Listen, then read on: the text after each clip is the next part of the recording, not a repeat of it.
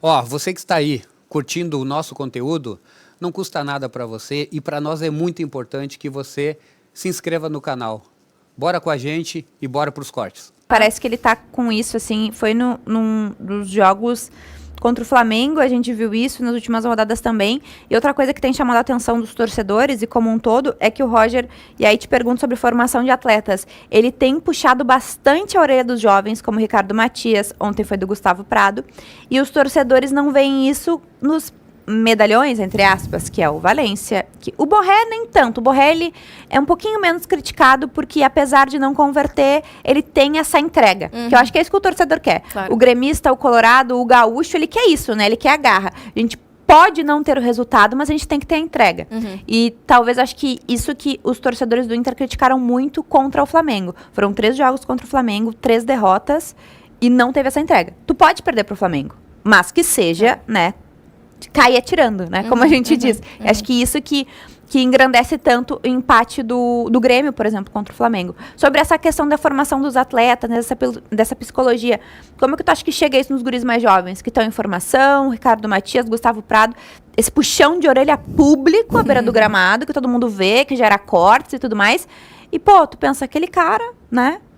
O que deveria corresponder, o que deveria puxar a responsabilidade não é cobrado publicamente, tanto quanto eu, né? Quanto o Ricardo Matias, quanto o Gustavo Prado.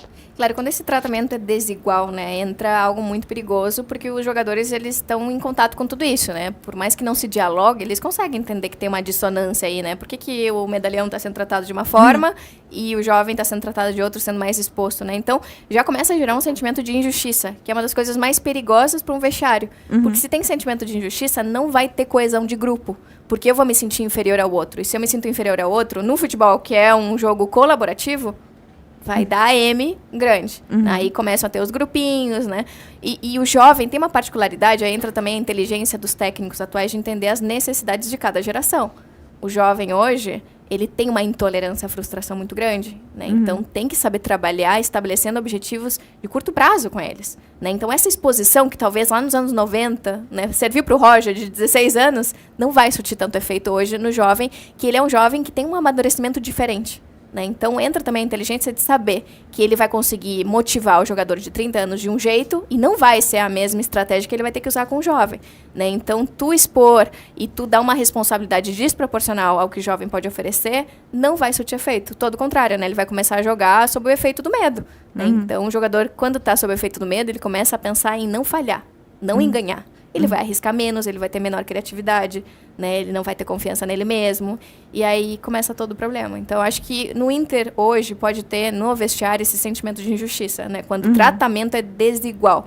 Então, isso aqui é uma especulação, né? Eu não sei como é que é a metodologia do Roger com as pessoas, né? Mas eu acho que a comunicação que ele transmite na própria coletiva de imprensa é uma comunicação falha, não é tão assertiva, né? Eu acho que ele racionaliza muito e não consegue chegar a impactar no jogador, né? O técnico, ele tem que saber impactar, ele tem que saber entender qual é a necessidade de cada jogador para saber como falar, como chegar naquele jogador, né? E realmente tem uma diferença de idade importante no vestiário, com jogadores muito jovens, jogadores, né, mais experimentados e com uma trajetória muito grande no futebol, que ele tem que saber que ele vai ter que mudar, né, a forma dele de chegar naquele jogador. Então, um técnico muito transversal também é um técnico que não tem tanta capacidade de atingir, né, a motivação do jogador.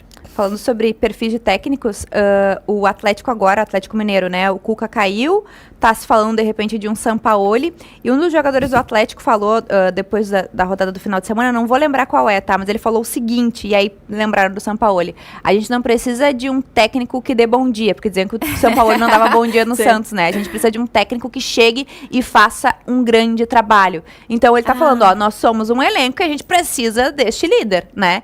E daqui a pouco é isso que falte pro Inter também, esse líder, tal qual, de certa forma, foi o Kudê, naquela personalidade maluca, efusiva, que falava coisas que ninguém entendia, mas que berrava à beira de campo.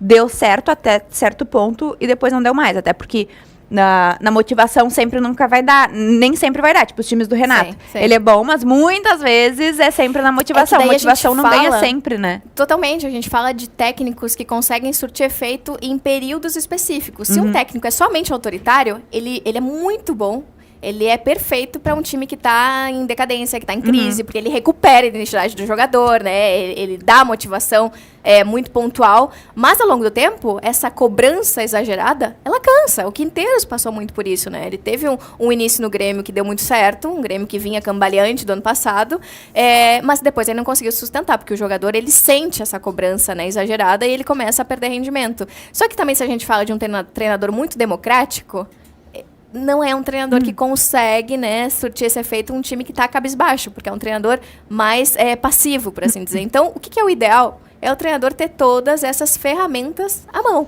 né? E geralmente não é o treinador só que consegue surtir esse efeito, é o treinador em dupla com o ajudante técnico dele, né? Geralmente o treinador mais autoritário tem um ajudante que é mais humano, que é mais amigão dos jogadores, né? Porque ele consegue dividir essa tarefa, ele não perde a credibilidade dele, da autoridade, mas ele tem alguém ali que vai conseguir chegar nos jogadores de uma forma muito mais suave, entende? Então essa dupla se potencia muito. Eu acho que foi o que o Inter tentou fazer quando traz o Roger e o D'Alessandro juntos, né? Pode Porque ser. o D'Alessandro é ídolo, vem como diretor, mas talvez também essa coisa do ídolo como escudo, né? Talvez não esteja funcionando mais, porque a torcida cobra por respostas do presidente Barcelos, do D'Alessandro, do Mazuco, enfim, de toda a direção, e tá faltando essa resposta, né? A torcida precisa se apegar a alguma coisa. O Inter passa por dificuldades financeiras, aliás, vendeu o Wesley pro Al Rayyan do Qatar por 10 milhões de euros, cerca de 10 milhões de dólares, perdão, cerca de 54 milhões de reais. Deste montante vai ficar com metade, 27, a outra metade é do Palmeiras. O Inter também tá faturando com a venda do alemão, o Alexandre Alemão, que foi um dos destaques do Inter aí, né, junto com o Pedro Henrique, recentemente, em 2022, ele tá indo pro Raio Vallecano da Espanha com essas duas vendas, né, uma que o Inter tem mecanismo, que é a do alemão, e a do Wesley, o Inter tá faturando aí 40 milhões de reais, que dá um grande up, né, nas suas finanças, que precisa ainda até o final do ano bater a meta de 120 milhões de reais, que é um dinheiro bastante importante. E aí tem outro problema, né, que a gente fala nesses times que estão para baixo, é a questão do dinheiro, né, das dívidas. Como que tu vai competir com esse Flamengo, ou até mesmo com o Fluminense, que volta com 300 e poucos milhões de reais dos Estados Unidos, sendo que tu tem dívidas que não vencem, né? Vai chegando o dívidas e o passivo e não vai chegando, e as dívidas. Como que tu contrata um jogador só na base dessa promessa mesmo, né? Aqui nós vamos jogar, aqui tem o amor, ou aqui tem uma vaga na Libertadores, que eu acho que é isso que resta para Inter e Grêmio esse ano. Tu acha que algum dos dois consegue chegar, por exemplo, já falando de promessas, né? Consegue chegar na vaga da Libertadores no final do ano? Eu acho que matematicamente existe a possibilidade, né? Vai ser crucial saber como os dois times vão se comportar nesse descanso, né? Os descansos são muito necessários. Mas, por exemplo, né, o descanso da data FIFA para o Grêmio foi terrível. Aquela parada que teve antes do Mundial, né? O Inter, talvez, ele consiga ter maior maturidade para aproveitar esse descanso, né? Ainda mais se tem uma questão mais anímica, é ótimo. Né? Porque o jogador vai poder descansar, vai poder se dedicar né? a atividades que não são competitivas, né? Que é tudo que a gente instrui o jogador nesses momentos de paralisação, né? Te conecta com a família, né? O teu círculo social te ajuda muito. Só que nem sempre os times conseguem usufruir desse descanso, né? Para se potenciar. Porque uma coisa é um descanso que vai te proporcionar tranquilidade. Os times não precisam de tranquilidade, porque a tranquilidade não te leva a esse espírito competitivo, né? Tu tem que estar descansado, mas também com foco, né? Muito ali no teu horizonte, né? Motivado, para poder retomar, né? E eu fico pensando na questão do impacto econômico do Inter nesse jogo de 9 mil pessoas. Né? A renda foi muito baixa. Então, uma coisa retroalimenta a outra. Sim, né? Até o final do ano, o atrativo que tem é o Grenal, que vai ser no Beira-Rio, né? O do primeiro turno foi na Arena, claro. O Grenal do Beira-Rio. E aí, como tu disse, um dominó, né? Um efeito dominó. Aí a torcida não comparece, uma torcida que tá muito machucada também, que, tipo assim, tá torcendo por torcer, porque não tem mais por onde se apegar. A gente falava que até recentemente a do Grêmio, talvez não, com certeza tem mais que se apegar, porque tem uma esperança de futuro, passa por eleição, passa pelo efeito Marcelo Marques, que é essa figura do Salvador. No Inter não tem, a eleição é só no outro ano, né? Teve eleição em 2023, então 24, 25, só no final de 26. Então, assim, mais um ano de não sei o que vamos fazer, mais um ano de dívidas, então, assim, vai ter que acontecer um milagre mesmo pra haver essa motivação, porque não tem, né, dívida. Galera, seguinte, você tá aqui curtindo o nosso conteúdo, curte esse vídeo, te inscreve no canal, ativa o sininho. Isso é muito importante para o nosso conteúdo de qualidade chegar a cada vez mais gremistas e colorados e também torcedores do mundo inteiro. O teu like não custa nada. Te inscreve no canal, ativa o sininho e vem com a gente na 4D TV.